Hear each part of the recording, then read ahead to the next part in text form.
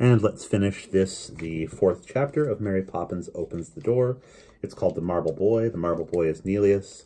He had 10 minutes left to get back on his pedestal, but the Lord Mayor has seen that he is missing and has blamed the park keeper for the disappearance of the statue. The keeper glanced around wildly for help, and his eyes fell on Mary Poppins. He gave a cry of horrified triumph and flung out his hand accusingly. "Your worship, there's the guilty party. She done it, or I'll eat me at." The Lord Mayor glanced at Mary Poppins and back at the park keeper. "I'm ashamed of you, Smith," he said, and shook his head sorrowfully, putting the blame on a perfectly respectable, innocent young woman taking her charges for an afternoon airing. "How could you?" He bowed courteously to Mary Poppins, who returned the bow with a ladylike smile. "Innocent? Ah!" the park keeper screamed. "You don't know what you're saying, my lord. As soon as that girl comes into the park, the place begins to go crosswise. Merry-go-rounds jumping up in the sky, people coming down on kites and rockets, the Prime Minister bobbing round on balloons, and it's all your doing, you caravan!" He shook his fist wildly at Mary Poppins. Poor fellow, his mind is unhinged," said the first alderman sadly. Perhaps we'd better get some handcuffs, the second one whispered nervously. "Do what you like with me, hang me, why don't you? But it wasn't me what done it. Overcome with misery, the park keeper flung himself against the pedestal and sobbed bitterly. Mary Poppins turned and beckoned to Nelius. He ran to her side on marble feet and leaned his head gently against her. "Is it time?" he whispered, glancing up. She nodded quickly. Then, bending, she took him in her arms and kissed his marble brow. For a moment, Nelius clung to her as though he could never let her go. Then he broke away, smothering a sob. "Goodbye, Jane, and Michael, don't forget me." He pressed his chilly cheek to theirs, and before they could even say a word, he had darted away among the shadows and was running toward his pedestal. "I never had no luck," said the keeper. "Never since I was a boy." "And you won't have any now, my man, unless you put back that statue." The Lord Mayor fixed him with an angry eye. But Jane and Michael were looking neither at the park keeper nor the Lord Mayor. They were watching a curly head appear on the far side of the pedestal. Up scrambled Nelius over the ledge, dragging the dolphin after him. His marble body blazed white and bright in a fading shaft of sunlight. Then, with a gesture half gay, half sad, he put up a little marble hand and waved them all farewell. As they waved back, he seemed to tremble, but that may have been the tears in his eyes. They watched him draw the dolphin to him, so close that its marble melted to his. Then he smoothed his curls with a marble hand and bent his head and was still. Even Mary Poppins' pink and white jacket seemed turned to lifeless marble. "I can't put it back. I never took it," the park keeper went on, sobbing and shouting. "Now see here, Smith," the Lord Mayor began.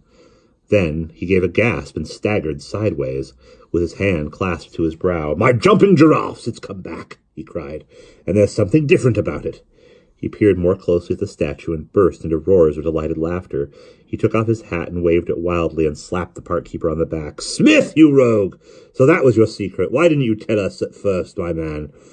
It certainly is a splendid surprise. Well, you needn't go on pretending now," for the park keeper, speechless with amazement, was goggling at Nelius. "Gentlemen," the Lord Mayor turned to the aldermen, "we have sadly misjudged this poor fellow.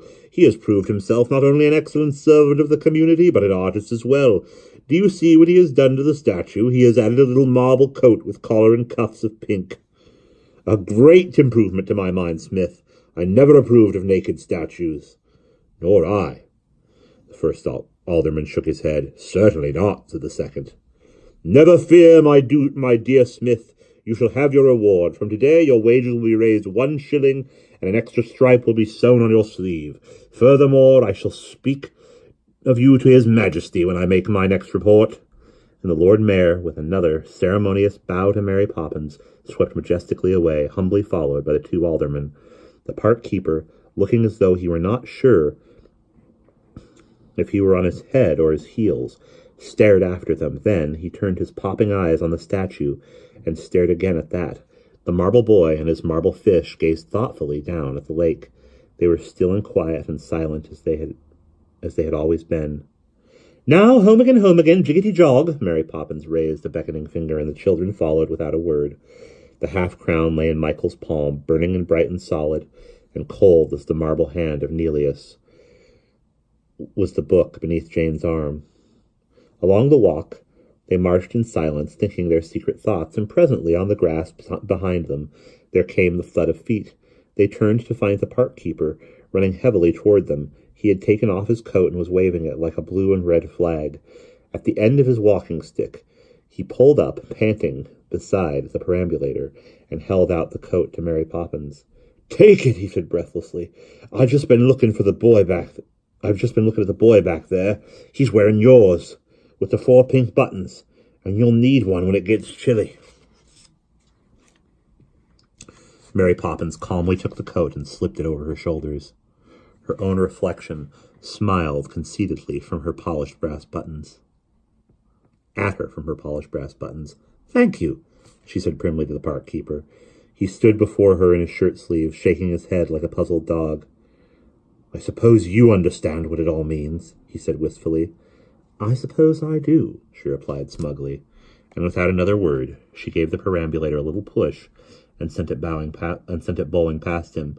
He was still staring after her, scratching his head, as she passed through the gate of the park. Mr. Banks, on his way home from the office, whistled to them as they crossed the lane. "Well, Mary Poppins," he greeted her, "you're very smart in your blue and red jacket. Have you joined the Salvation Army?" "No, sir," she replied primly, and the look she gave him made it quite clear she had no intention of explaining. "It's the park keeper's coat," Jane told him hurriedly. "He gave it to her just now," added Michael. "What, Smith? He gave you the jacket of his uniform? Whatever for?" exclaimed Mr. Banks. But Jane and Michael were suddenly silent. They could feel Mary Poppins' gimlet eyes making holes in the back of their heads. They dared not go on with their story. "Well, never mind," said Mr. Banks calmly. "I suppose she did something to deserve it." They nodded, but they knew he would never know what she had done, not even if he lived to be 50. They walked up the garden path beside him, clasping the coin and the book.